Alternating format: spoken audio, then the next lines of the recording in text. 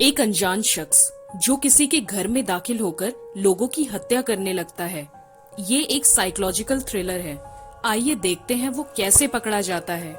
बड़े आलीशान घर में एक लड़की जो अपनी मॉम से फोन पे बात करती है और उन्हें कहती है कि उसे डर लग रहा है, वो घर में बिल्कुल अकेली है। फोन डिस्कनेक्ट करके वो टीवी ऑन करती है और न्यूज देखकर बहुत घबरा जाती है और तुरंत अपने घर के खिड़की और दरवाजे बंद करना शुरू कर देती है, क्योंकि न्यूज में बताया गया था कि एक हत्यारा बाहर घूम रहा है जो कभी भी आपके घर दाखिल हो सकता है, इसलिए अलर्ट रहें। अचानक उसे कुछ लोगों के फुसफुसाने की आवाज आती है।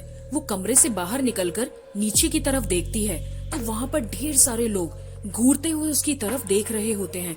वो उन्हें देखकर डर जाती है और अब वो पीछे पलटती है तो वहाँ पर भी दो लोग होते हैं। वो भागकर सीधा कमरे के अंदर आ जाती है। दरअसल वहाँ कोई नहीं होता, ये उसका वहम था। इसी बीच कोई डोरबेल रिंग करता है और कहता है कि वो मिस्टर मल्होत्रा से मिलने आया है। वो बताती है कि ये मिस्टर गुप्ता का घर है। बारिश तेज होने की वजह से किचन की विंडो से वो आदमी खाने के लिए कुछ मांगता है। वो उसे एक सैंडविच देकर अपने ड्राइंग रूम में आकर बैठ जाती है। तभी उसे अपने ऊपर के रूम से कुछ तोड़फोड़ की आवाजें सुनाई देने लग जाती है।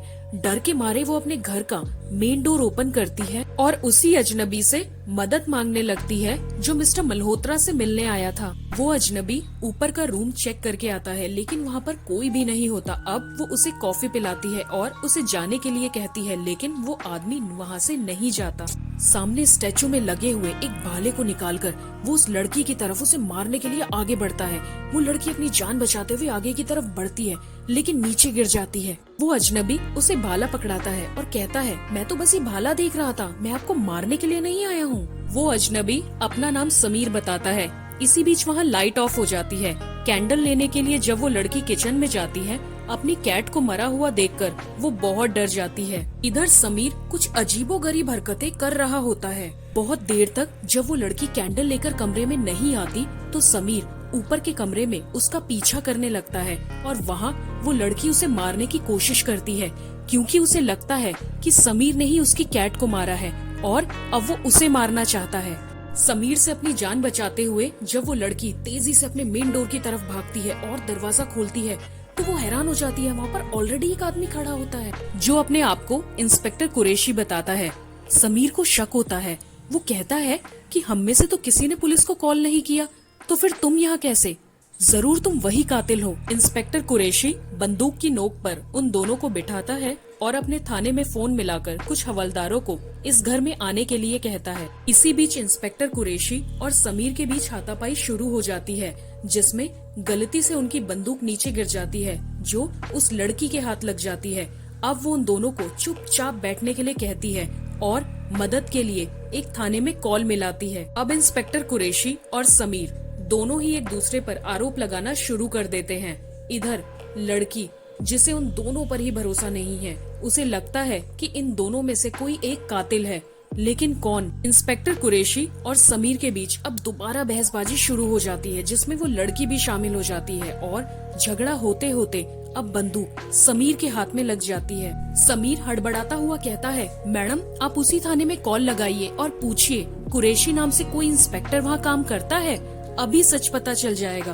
वो लड़की थाने में कॉल मिलाती है और अब वो समीर की तरफ देखते हुए कहती है कि थाने में तो मना कर दिया, इस नाम से तो कोई भी इंस्पेक्टर वहाँ पे काम नहीं करता। ये सुनते ही समीर उस आदमी को जान से खत्म कर देता है और वो लड़की वहाँ से भाग जाती है। अब समीर तुरंत फोन मिलाता है ताकि वो पुलिस को बुला सके, लेकिन वो देखता है कि फोन की तो वायर कटी हुई है। अब समीर भागते हुए ऊपर के कमरे में जाता है और उस लड़की के पास जाकर कहता है कि मैडम, जब आपने फोन पे बात करी थी तो फोन चालू था, लेकिन जब मैंने फोन उठाया तो वायर कटी हुई थी, यानी हमारे अलावा इस कमरे में कोई और भी है। हड़बड़ाते हुए समीर सारे कमरों की तलाशी लेना शुरू कर देता है और आखिरकार उसे मिल जाती है मिस्टर मल्होत्रा की लाश, जो देखकर उसके पसीने छूट जाते हैं और उसे नजर आता है असली कातिल का चेहरा, जो और कोई नहीं बल्कि वही लड़की थी। वो लड़की समीर पर भी चाकू से वार करने की कोशिश करती है। अपनी जान बचाता हुआ समीर घर में इधर से उधर भागने लगता है और आखिरकार भागते भागते वो घर की छत पर पहुंच जाता है। वो लड़की वहाँ भी आ जाती है और समीर की पीठ पर चाकू से एक घातक वार कर देती है, जिससे समीर दर्द से कराहता हुआ चिल्लाता हुआ नीचे जमीन पर गिर जाता है और बेहोश हो जाता है।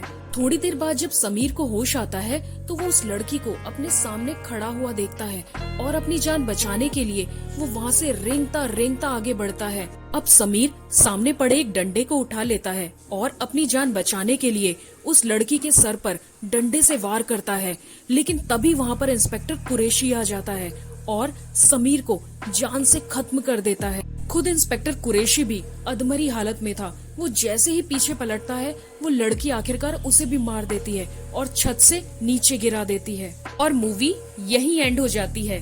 फ्रेंड्स, आपको ये एक्सप्लेनेशन अगर पसंद आया हो तो प्लीज मेरे चैनल को सब्सक्राइब करें। तो मिलती हूँ अब आपसे अगली वीडियो में, तब तक के लिए बाय बाय।